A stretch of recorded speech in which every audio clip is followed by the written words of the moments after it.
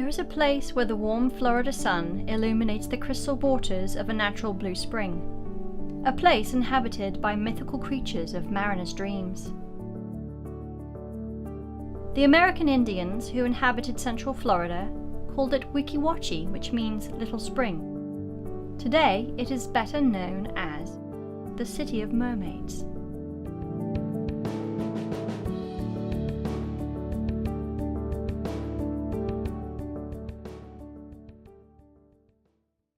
Following the close of World War II, Americans in large numbers took to the roads in search of recreation.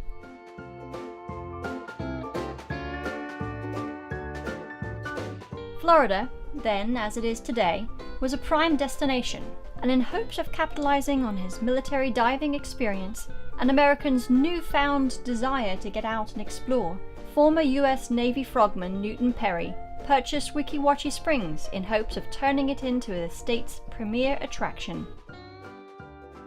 And what was his vision? Live mermaids who would entertain travelers in an underwater theater. The idea for the Mermaids came as a vision from our founder, who was Newton Perry. Newton Perry was really a Florida legend. He was an avid swimmer, he was a scuba diver, he was an inventor. And he was well known in the movie industry, and he had this idea of taking the concept of synchronized swimming to a whole new level underwater, where his scuba experience kind of kicked in. After clearing the spring of debris, Perry installed an underwater breathing apparatus of his own design, constructed a small submarine theater, and then set about recruiting mermaids. A synchronized swimming team from St. Petersburg, known as the Aqua Bells, were trained in elaborate underwater ballet routines. When the park opened in 1947, it didn't take long for tourists to take notice. The road right in front of Wachee Springs is US 19. Keep in mind, back then, I-75 didn't exist. There was no I-4 or I-10.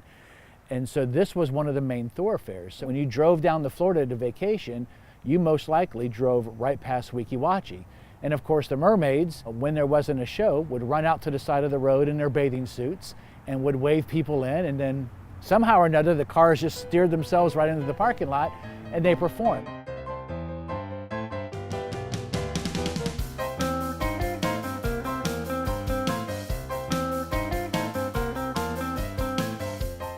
The newly named Wachee Mermaids performed up to 10 times daily to sold-out crowds.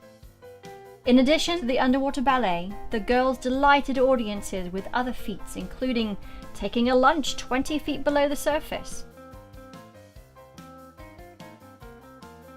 The success of the park also caught the attention of executives at ABC Television, who purchased the attraction in 1957.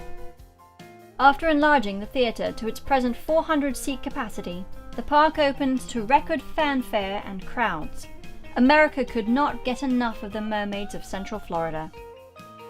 And of course, when ABC purchased it, it really brought the awareness of the park to even a more global awareness. And so celebrities such as Elvis Presley, Don Knotts, and from all over back then were coming and descending on this park, putting us literally on the map.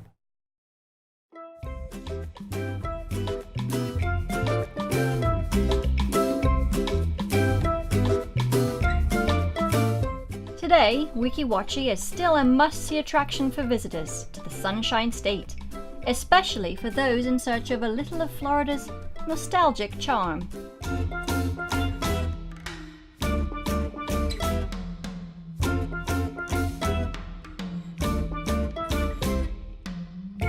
Famous mermaids perform several times daily, year-round, delighting audiences with their rendition of Andersen's The Little Mermaid, as well as other shows.